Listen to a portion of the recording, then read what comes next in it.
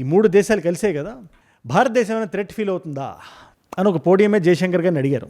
దానికి ఆయన ఇచ్చిన ఆన్సర్ చాలా సింపుల్గా ఉంది. ఆ సమాధానాన్ని నేను మీకు చెప్పే ముందు ఒక్కటే మాట. అంతెందుకు మొన్న సౌదీ అరేబియా మీద మిజైల్స్ పడినప్పుడు, ఇరాన్ వేసినప్పుడు పాకిస్తాన్ వచ్చిందా అనే క్వశ్చన్ జయశంకర్ గారు వేశారు. అది మరి కరెక్టే కదా. సరే, వాళ్ళు ఎంత ఎగిరినా కూడా మన వంతు సాయం మనం చేస్తానంటే వాళ్ళు కష్టాల్లో ఉన్నప్పుడు. కానీ ఒక బంగ్లాదేశీ సిటిజన్ మనం పట్టుకొని లాగి అడిగితే భారతదేశం మీద ఒక నెగటివిటీ ఉంటుంది ఆ వ్యక్తికి, పాకిస్తాన్ మీద ఒక సాఫ్ట్ కార్నర్ ఉంటుంది అన్నమాట. జయశంకర్ గారు ప్రస్తుతానికి రష్యాలో ఉన్నారు, మాస్కో వెళ్ళారు. ఆయన పుతిన్ గారిని కలవగానే ఆయన అడిగిన ఫస్ట్ క్వశ్చన్ ఏమనుకుంటున్నారు మీరు? అది ఫార్మాలిటీ క్వశ్చన్, ఇక్కడ క్వశ్చన్ కాదు ఇంపార్టెంట్.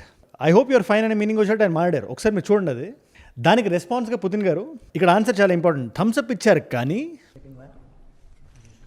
రష్యా ఇవాళ ఏ సిచ్యువేషన్లో అయితే ఉందో అది నేను మీకు ఒకసారి ఎక్స్ప్లెయిన్ చేస్తాను.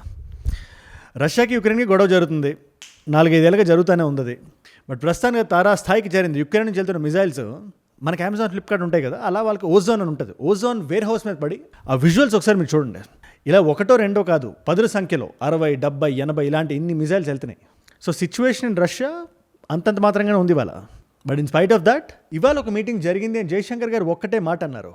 మోదీ గారు, పుతిన్ గారు ఇదే సంవత్సరంలో 3 సార్లు కలిసే అవకాశాలు ఉన్నాయి. ఒకటి SCO కిర్గిస్తాన్ జరుగుతుంది, అది. దాని తర్వాత బ్రిక్స్ సమిట్ సెప్టెంబర్ 1st-2 వీక్లో జరుగుతుంటుంది. ఇది కాకుండా ఒక యాన్యువల్ సమిట్ ఒకటి జరుగుతుంది రష్యాకి భారతదేశానికి మధ్యలో. అండ్ ఇవాళ రష్యా ఇండియాకు ఉండే రిలేషన్షిప్లో మనకి రష్యాతో ఎంత అవసరం ఉందో రష్యాకి భారతదేశంతో అంతకన్నా అవసరం ఉంది. అందుకనే మనల్ని ఉద్దేశిస్తూ చాలా మంచి మాటలు మాట్లాడారు ఆయన. ఒకటి ఫర్టిలైజర్స్ గురించి. ఇది ఎందుకు ఇంపార్టెంట్ నేను చెప్తే ఒకసారి మీరు వినండి ఆయన ఏమన్నారో. ఇవాళ యూఎస్కి ఇరాన్కి జరుగుతున్న యుద్ధం వల్ల ఫర్టిలైజర్ షార్టేజ్ ఉంది. ఇది నేను చెప్తున్న మాటగా JP Morgan అని వాళ్ళ సంస్థ నుంచి బయటకు వచ్చింది 2027-28లో ఫుడ్ షార్టేజ్ వచ్చే అవకాశం కూడా ఉంది. ఎందుకంటే ఏ దేశాలు అయితే యూరియాని ఎక్స్పోర్ట్ చేస్తారు వరల్డ్కి, ప్రపంచానికి, వాళ్ళందరూ కొంచెం లో ఫేజ్లో ఉన్నారు ఇవాళ. మొత్తం మిడిల్ ఈస్టర్న్ కంట్రీస్ అని, బహ్రెయిన్, కువైత్, ఖతార్, ఇవన్నీ ఇరాన్ కొట్టింది దేశాలు మొత్తాన్ని. సో ఇలాంటి టైంలో భారతదేశానికి మేము ఫర్టిలైజర్స్ ఇవ్వడానికి మేము రెడీగా ఉన్నామని చెప్పి పుతిన్ గారు ఒక మాట ఒక సైడ్ నుంచి అంటున్నారు. One of such matters is fertilizer supply. We are doing everything to ensure that this matter is resolved for the Indian farmers, for the Indian agriculture. We are expanding the supplies and we are ready to continue. రెండోది, మనం Russia నుంచి కొంటున్న oil ఏదైతే ఉందో అది all time hike చేరింది. ఇది మీరు 2023, 24, 25, 26 ఈ స్టాటిస్టిక్స్ మొత్తం చూస్తే ఒక నెలకే 2.5 మిలియన్ బ్యారెల్స్ తెచ్చే స్థాయికి మనం వెళ్ళాం ఇవాళ. అది కూడా ఎన్నో ధమ్కీలు మనం దాటి. అందుకని ఇవాళ ఈ మీటింగ్ ఇంపార్టెంట్. ఈ మీటింగ్ గురించి మనం మాట్లాడదాం. బట్ దాంతోపాటు ఈ ఇస్లామిక్ నేటో అని చెప్పి ఒకటి స్టార్ట్ అయింది కదా, అందులో టర్కీ ఉంది, సౌదీ అరేబియా ఉంది, పాకిస్తాన్ ఉంది. ఇప్పుడు ఈ 3 దేశాలే కాకుండా బంగ్లాదేశ్ ఇంట్రెస్ట్ చూపిస్తుంది అని చెప్పి మాట్లాడుతున్నారు. ఎందుకు ఇప్పుడు అన్నీ బాగానే ఉంది కదా బంగ్లాదేశ్, ఎందుకు ఇప్పుడు జాయిన్ అవ్వాలి అనే పాయింట్ మనం ఆన్సర్ చేయాలి. అండ్ ఇదే క్వశ్చన్ని జయశంకర్ గారిని అడిగితే ఆ టైం ఇంకా బంగ్లాదేశ్ రాలా. ఈ 3 దేశాలు కలిసే కదా భారతదేశం ఏమైనా థ్రెట్ ఫీల్ అవుతుందా అని ఒక పోడియమే జయశంకర్ గారిని అడిగారు. దానికి ఆయన ఇచ్చిన ఆన్సర్ చాలా సింపుల్గా ఉంది. ఆ సమాధానాన్ని నేను మీకు చెప్పే ముందు ఒక్కటే మాట. ఇలాంటి వీడియోస్ నా సైడ్ నుంచి మీకు రోజు ఒకటి వస్తుంది, ఎవ్రీ సింగిల్ డే. మనకి లోకల్ ఇష్యూస్ నుంచి మొదలుపెట్టి ఇంటర్నేషనల్ జియోపాలిటిక్స్ వరకు ప్రపంచవ్యాప్తంగా ఏది ఎప్పుడు ఎలా జరిగినా కూడా దాన్ని నా స్టైల్లో ఒక 10-15 నిమిషాల వీడియోలో మార్చి ఒక నాలెడ్జ్ పిల్ల మీ ముందు పెట్టే పూచి నాది. మీలో చాలామంది డైలీ చూస్తున్నారు, దానివల్ల చాలామందికి రీచ్ అవుతుంది. అలాంటి కొత్త వాళ్ళు ఎవరైనా చూస్తున్నట్లయితే మీరు చేయాల్సిన విషయం ఒక్కటే, కింద కనబడే సబ్స్క్రైబ్ బటన్ నొక్కి పెట్టేసుకోండి. సబ్స్క్రైబ్ చేశారుగా, డన్. జయశంకర్ గారి ఆన్సర్తోనే మొదలు పెడదాం మనం. సెంటో బాగ్దాద్ ట్రీటీ అంటారు దీన్ని కూడా, అనేది ఒకటి ఉండేది. మన జనరేషన్ మనకు తెలీదు, మన ప్రీవియస్ జనరేషన్కి వెళ్ళినా తెలీదు, అంతకన్నా ముందు జనరేషన్కి వెళ్ళాలి. 1960, 65, 64 ఈ టైంలో. ఆ టైంలో రష్యా లేదు, USSR అని చాలా పెద్ద దేశం ఒకటి ఉండేది. రైట్, ఒకసారి మీరు మ్యాప్ చూడండి. ఇప్పుడు ఈ మ్యాప్లో UK, Turkey, Iraq, Iran, Pakistan ఈ దేశాలన్నీ కలుస్తున్నాయి, ఒక జస్టిస్ లీగ్లో వస్తున్నాయి అనగానే ఫస్ట్ ఒక క్వశ్చన్ వస్తుంది. సరే, ఈ దేశాలన్నీ ఓకే, ఇక్కడ UK ఎందుకు వచ్చింది అంటే ఆ టైంలో అమెరికా ఫండింగ్ ఇచ్చేది. ఎందుకు? USSRతో కోల్డ్ వార్ జరిగేటప్పుడు ఒక బెట్టేసింది. ఈ హెడ్లైన్ కూడా చూడండి ఒకసారి న్యూస్ పేపర్లో, ఇక్కడ పెడుతున్నా, అమెరికా బెట్ ఏదైతే ఉందో అది ఫెయిల్ అయింది అని. అది ఎందుకు? పత్రాలు అయి ముందు పెట్టి సంతకాలు అయి పెట్టారు, కానీ నిజంగా ఏదైనా జరిగినప్పుడు దీనికి సెంటో అని ఒక పేరు కూడా పెట్టారు, సెంట్రల్ ట్రీటీ ఆర్గనైజేషన్. నీట్గా స్టాంపులు గట్రా గుద్దుకున్నారు, కానీ నిజమైన ఆపత్తి వచ్చినప్పుడు, నిజమైన అసంతృప్తి ఏదైనా దేశానికి కలిగినప్పుడు ఏ దేశం ముందుకు రాలా. సో వీళ్ళందరూ పేపర్ టైగర్స్ మాత్రమే. దీనికన్నా ముందు మీటో అని ఇంకోటి ఉండేది, మిడిల్ ఈస్టర్న్ ట్రీటీ ఆర్గనైజేషన్ అని. అందులో కూడా పాకిస్తాన్ భాగస్వామ్యం ఉంది. అంతెందుకు మొన్న సౌదీ అరేబియా మీద మిజైల్స్ పడినప్పుడు, ఇరాన్ వేసినప్పుడు పాకిస్తాన్ వచ్చిందా అనే క్వశ్చన్ జయశంకర్ గారు వేశారు. అది మరి కరెక్టే కదా. అందుకని దీనికి సంబంధించిన సొల్యూషన్ గురించి మాట్లాడుతూ ఇదే ఆర్టికల్లో దీనికి రిప్లైగా భారతదేశం ఇంకో ట్రీటీ ఫామ్ చేసేసి వేరే దేశాన్ని పిలిచేసి, ఎందుకంటే ఈ ట్రీటీలో ఏముంది, ఈ ఇస్లామిక్ నేటోలో నేటోలో ఆర్టికల్ 5 ఎలా అయితే ఉంటుందో ఒక దేశం మీద దాడి జరిగితే అన్ని దేశాల మీద దాడి జరిగినట్టు అందరూ కలిసి వచ్చేస్తారని చెప్పి, అంటే మరి దీని సంగతి నాకు తెలియదు. ఒక దేశం సరెండర్ అయితే అన్ని సరెండర్ అయిపోయినట్టేమో. బట్ అది అలాంటి ఫ్రేజ్ అయితే ఉంది. అలాంటి ఫ్రేజ్ కోసం, అలాంటి ట్రీటీ కోసం, అలాంటి కండిషన్ కోసం భారతదేశం పరితపించాలా లేదా ఇండిపెండెంట్గా నిలబడాలా? అంటే నిలబడాలి అనేది ఈ ఆర్టికల్ వాదన.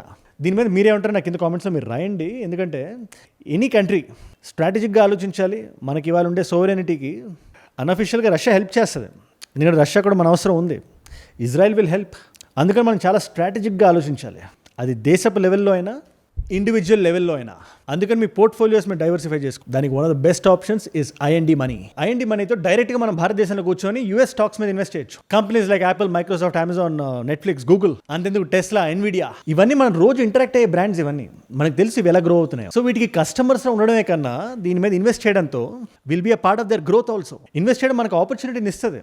Now look at the broader markets. రకరకాల మార్కెట్స్ రకరకాల టైమ్స్ రకరకాల విధాలుగా పర్ఫామ్ చేస్తాయి. అందుకని చెప్తున్నా గ్లోబల్గా డైవర్సిఫై చేయడం it will be useful and it's legal. భారతదేశానికి మనం ఇన్వెస్ట్ చేయొచ్చు. ఆర్బీఐస్ లిబరలైజ్డ్ రెమిటెన్స్ స్కీమ్ అని ఉంటుంది, ఒకసారి చూడండి. ఈ ఐఎన్డి మనీ గిఫ్ట్ సిటీ నుంచి ఆపరేట్ చేస్తుంది గుజరాత్లో. ఐఎఫ్ఎస్సిఐ నుంచి రెగ్యులేట్ అయ్యి ఉంది for its international market offering. అంతేందుకు మీ కేవైసీ ఏదైతే ఉంటుందో అది ఇండియాలోనే అయిపోతుంది. ఇండియన్ రెగ్యులేటరీ ఫ్రేమ్వర్క్ ద్వారానే ఈ ఇన్వెస్ట్మెంట్ ప్రాసెస్ అనేది జరుగుతుంది. ఈ యూఎస్ స్టాక్ ఇన్వెస్టింగ్ ని ఇంకా యాక్సెసిబుల్ చేశారు మనకు వాళ్ళు ఫ్రాక్షనల్ ఇన్వెస్టింగ్ ద్వారా ఈ ఐఎన్డి మనీ. సో ఒక కంపెనీ నుంచి మనం ఏదైనా స్టాక్ కొనాలంటే ఒక కంప్లీట్ యూనిట్ మనం కొనాల్సిన అవసరం లేదు. అందులో ఫ్రాక్షన్ కొనుక్కోవచ్చు. 100 రూపాయలతో స్టార్ట్ అవుతుంది. సో ఫుల్ షేర్ వాల్యూ పెరిగినప్పుడల్లా మీ ఇన్వెస్ట్మెంట్ వాల్యూ కూడా పెరుగుతుంది ప్రపోర్షనేట్ గా. ఇంకో యూస్ఫుల్ ఫీచర్ కూడా ఉంది, ఎస్ఐపి ఇన్వెస్టింగ్ అని. ఈ యూఎస్ స్టాక్స్ ఉన్నాయి, ఈఎఫ్టీస్ 500 తో స్టార్ట్ అవుతుంది అండ్ ఈటీఎఫ్స్ 500తో మొదలవుతుంది. అది సరే, ఇదంతా ఓకే. మన ఇండియన్ ఇన్వెస్టర్స్ అంతా ఒక విషయం దగ్గర కాంప్లికేషన్ ఫీల్ అవుతాం కదా ఇంటర్నేషనల్ ఇన్వెస్ట్మెంట్ లో, అదే టాక్సేషన్.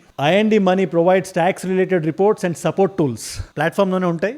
సో ఈ రిపోర్టింగ్ కానీ ఫైలింగ్ ప్రాసెస్ మొత్తాన్ని ఈజీ సింప్లిఫై చేసేస్తుంది, ముఖ్యంగా ఫారెన్ ఎక్విటీస్తో డీల్ చేస్తున్నప్పుడు. సో మీరు మీ పోర్ట్ఫోలియోస్ని డైవర్సిఫై చేద్దాం అనుకున్నా, గ్లోబల్ కంపెనీస్లో ఇన్వెస్ట్ చేద్దాం అనుకున్నా, you can checkout IND money in description and pin comment. అన్నట్టు ఎక్కడున్నా నేను ఇప్పుడు ఈ 3 దేశాలే చాలా మంది, బంగ్లాదేశ్ కూడా రావడానికి సిద్ధపడుతుంది. అది ఎందుకు అదేసి బంగ్లాదేశ్లో రుపోకో అని చెప్పి Russian invested nuclear power plant ఒకటి ఉంది. సో రష్యాకి బంగ్లాదేశ్కి సత్సంబంధాలు ఉన్నాయి. మనం కూడా వాళ్ళకి ఏదైనా పవర్ షార్టేజ్ ఉన్నప్పుడు మనం చూస్తుంటాం. మనం సరే వాళ్ళు ఎంత ఎగిరినా కూడా మన వంతు సాయం మనం చేస్తానంటే వాళ్ళ కష్టాల్లో ఉన్నప్పుడు. కానీ ఒక బంగ్లాదేశీ సిటిజన్ మనం పట్టుకొని లాగి అడిగితే భారతదేశం మీద ఒక నెగటివిటీ ఉంటుంది ఆ వ్యక్తికి. పాకిస్తాన్ మీద ఒక సాఫ్ట్ కార్నర్ ఉంటుంది అతను. అది ఎందుకు? అది గ్లోబల్ నెరేటివ్ని అలా ఫామ్ చేస్తున్నారు వాళ్ళు పకడ్బందీగా ప్లాన్ చేసి. సో వాళ్ళకి అది ఫిక్స్ లాగే ఉంటుంది. లేదు మనం వెళ్ళి జాయిన్ అయిపోతే మనం కూడా ఉంటాం కదా అని చెప్పి. బట్ ఇందాక చెప్పిన లాజిక్కే ఆ 3 దేశాలైనా 4 దేశాలైనా 5 దేశాలైనా కూడా సీటు కింద ఫైర్ ఉన్నప్పుడు ఎన్ని దేశాలు వస్తున్నాయి, ఏ విధంగా హెల్ప్ చేస్తున్నాయి. మొన్న సౌదీ అరేబియాలో జరిగినప్పుడు పాకిస్తాన్ రాలేదు. అలాగే రేపు పొద్దున్న ఈ 3 దేశాల్లో కానీ మెక్కా అగ్రిమెంట్ అంటారు దీన్ని, సౌదీ, టర్కీ అండ్ పాకిస్తాన్ లేదా బంగ్లాదేశ్ చేరినా కానీ ఏవైనా జరిగినప్పుడు ఏదైనా రిజల్ట్ వస్తుందా లేదా, దీనికి మనం ఇండిపెండెంట్గా నిలబడతామా లేదా అనేది ఇంపార్టెంట్. కాకపోతే ఒక్క విషయం మీరు సీరియస్గా గుర్తుపెట్టుకోవాలి. ఇక్కడ ఈ 4 కానీ ఫామ్ అయితే జియోగ్రఫికల్గా చాలా బెనిఫిట్ ఉంటుంది వాళ్ళకి. ఒకటి మెడిటరేనియన్, టర్కీ దగ్గర ఉంటుంది. రెండోది రెడ్ సీలు, పర్షియన్ గల్ఫ్ గట్రా సౌదీ దగ్గర. మూడోది పాకిస్తాన్ దగ్గర అరేబియన్ ఉంది. దాని మీద మన కంట్రీలో ఉంది కానీ ఆన్ పేపర్ అట్లీస్ట్. బంగ్లాదేశ్ దగ్గర బే ఆఫ్ బెంగాల్ ఉంది. సో ఈ విధంగా జియోగ్రఫికల్ బెనిఫిట్ ఒకటి ఉంటుంది తప్పితే రియల్ లైఫ్లో ఇంప్లికేషన్ ఏమైనా ఉంటుందా, వాళ్ళకి బెనిఫిట్ ఏమైనా ఉంటుందా అని చెప్పి మీరు అనుకుంటున్నారా నాకు కింద కామెంట్స్లో మీరు రాయండి, ముఖ్యంగా ఇలాంటి ఇష్యూ జరుగుతున్నప్పుడు. బట్ న్యూస్ ఛానల్స్ అయితే తెగ మాడేస్తున్నారు. ఒకసారి क्लिप छोड़ो सर मेरो। देश ने पाक तुर्क सऊदी दिफाई मुआहदे में शमूलियत का इशारा दे दिया है। बांग्लादेशी वज़ीर आज़म के मुशीर हुमायूं कबीर का सरकारी खबर एजेंसी BSS से इंटरव्यू में कहना था कि बांग्लादेश सऊदी अरब, पाकिस्तान और तुर्की पर मुश्तमिल किसी इक़्तिसादी या दिफाई फ्रेमवर्क में शामिल होने के इम्कान पर मुस्बत रवैया रखता है। బట్ ఒకటైతే నిజం, మన జియో పొలిటికల్ అనలిస్ట్ గట్రా ఏం ప్రెడిక్ట్ చేస్తున్నారంటే ఒకవేళ నిజంగా కానీ బంగ్లాదేశ్ కానీ జాయిన్ అయితే ఈసారి పాకిస్తాన్తో కనుక యుద్ధం కానీ జరిగితే అది 1 ఫ్రంట్ వార్ కాదు, 2 ఫ్రంట్ వార్, చైనాని కూడా ఇంక్లూడ్ చేసి 3 ఫ్రంట్ వార్ అయ్యే అవకాశం ఉంటుంది. అది సో దానికి ఇంటర్నల్గా మనం ప్రిపేర్ అయిపోయి ఉండాలి అని చెప్పి మాట్లాడుతున్నారు. మొన్న బంగ్లాదేశ్ ఇండియాకి రావాల్సి ఉంది, వాళ్ళకి అన్అఫిషియల్ కండిషన్స్లో కూడా పెట్టారు, షేక్ హసీనాని రిలీజ్ చేయాలి, అది చేయాలి, ఇది చేయాలని చెప్పి. దానికి మనం ఒప్పుకోలేదులేండి. ఇన్ఫ్యాక్ట్ ఒక ట్రీటీ ఉంది అని వాదిస్తే ఆ ట్రీటీలో పొలిటికల్ అసైలం కోసం ఎవరైనా వస్తే భారతదేశం రిలీజ్ చేయాల్సిన అవసరం లేదు. షేక్ హసీనా గారిని మనం బంగ్లాదేశ్కి వదిలేస్తే వాళ్ళు ఏం చేస్తారో మనకు తెలుసు. ఆల్రెడీ క్యాపిటల్ పనిష్మెంట్ ఇచ్చేశారు ఆవిడకి అక్కడ కోర్టులో, దాన్ని సెలబ్రేట్ చేశారు. ఆ విజువల్ చూడండి ఒకసారి మీరు. For all these 3 counts, we have decided to inflict her with only one sentence, that is sentence of death. So అలాంటప్పుడు వాళ్ళు అడుగుతున్నప్పుడు మనం ఇవ్వడం అది నైతికత ఎలా అవుద్దని చెప్పి నా క్వశ్చన్, అంతే సింపుల్. ఈ ఎంటైర్ జియో పొలిటికల్ సినారియో మీద మీ టేక్ ఏంటో నాకు రాయండి మీరు కింద. ఇవాళ మల్టిపుల్ చాయిస్ క్వశ్చన్ మీ అందరికీ, ఇన్ఫర్మేషన్ టెక్నాలజీ యాక్ట్ అని అది ఏ సంవత్సరంలో భారతదేశంలో అమల్లోకి వచ్చింది? Option A is 1989, option B is 1993, option C is 2000, option D is 2004. మీకు సమాధానం తెలిసే కింద రాయండి. తెలుసుకుందాం అనుకుంటే ఇన్స్టాగ్రామ్కి వచ్చేసేయండి. అజయ్ ఫ్రామ్ ఏజుడ్ అని ఉంటుంది, అజయ్ ఫ్రామ్ అని రాయండి. It's a verified profile, tick mark ఉంటుంది, 1+ మిలియన్ ఫాలోవర్స్ ఉంటారు. మీరు టక్ అని వచ్చేయచ్చు. అక్కడ ఇలాంటి వీడియోస్ని రీల్స్లో చూడొచ్చు. నా లైఫ్లో నా చుట్టూ ఏమైనా జరుగుతున్నా, నాకు ఏదైనా వీడియో ఐడియా టాపిక్ మీరు ఇద్దాం అనుకున్నా కూడా ఇట్స్ ఎ గ్రేట్ ప్లేస్. అక్కడికి వచ్చి ఫాలో కూడా పెట్టేసుకోండి. అండ్ ఏజుడ్ గ్లోబల్ అని మీ నాన్ తెలుగు ఫ్రెండ్స్కి నాకంటే వీడియోస్ మీరు షేర్ చేద్దామంటే దాన్ని కూడా సబ్స్క్రైబ్ చేసి పెట్టుకోండి. అండ్ మీరు ఇక్కడ దాకా ఈ వీడియోలో వచ్చారంటే నా వీడియోస్ మిమ్మల్ని నాకు కట్టుకుంటున్నాయి, ఒక వాల్యూ పొందుతున్నారు. Thank you so much for that. మీరు ఇస్తున్న ఈ వాచ్ టైం, మీ రిటెన్షన్ ఉంది కదా, ప్రాణం పెట్టి నన్ను పనిచేయడానికి రోజు నిర్భయంగా నిర్మోహమాటంగా మాట్లాడడాన్ని నన్ను ప్రేరేపిస్తుంది, ప్రోత్సహిస్తుంది. దానికి మీరే నా ప్రేరణ, యో మై ఇన్స్పిరేషన్. ఇన్ఫాక్ట్ మీరు ఇలా డైలీ చూడడం వల్ల ఎంతమంది కొత్త వాళ్ళు రీచ్ అవుతుంది అనుకుంటున్నారు? అలాంటి కొత్త వాళ్ళు మీరు కానీ ఉంటే ఈ నాలెడ్జ్ ఫీల్ మీ దాకా రావాలంటే మీరు ఏం చేయాలి? కింద కనబడే సబ్స్క్రైబ్ బటన్ నొక్కి పెట్టేసుకోండి. సబ్స్క్రైబ్ చేశారుగా, డన్. మీకోసం 2 వీడియోస్ పెడుతున్నా, 2 లోకల్ బేస్డ్ ఇష్యూసే. ఒకటి మీరు వినే ఉంటారు, ఎక్కడో మేము చూసే ఉంటారు.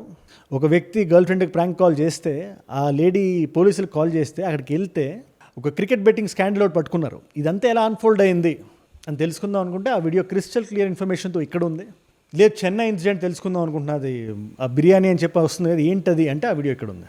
మీకు ఏ వీడియో ఇంట్రెస్ట్ ఉంటే ఆ వీడియోని చూడండి. నేను మళ్ళీ మిమ్మల్ని రేపు ఇంకో వీడియోతో కలుస్తా. మనందరం కలిసి పెరగాలి, కలిసి ఎదగాలి. Let us all grow together. Let us all rise together. Rise above ignorance. Rise above arrogance. Rise above hate. ఏజుడ్ అంటే మనం. జై హింద్, జై భారత్, జై ఆంజనేయ. ఓం నమః శివాయ.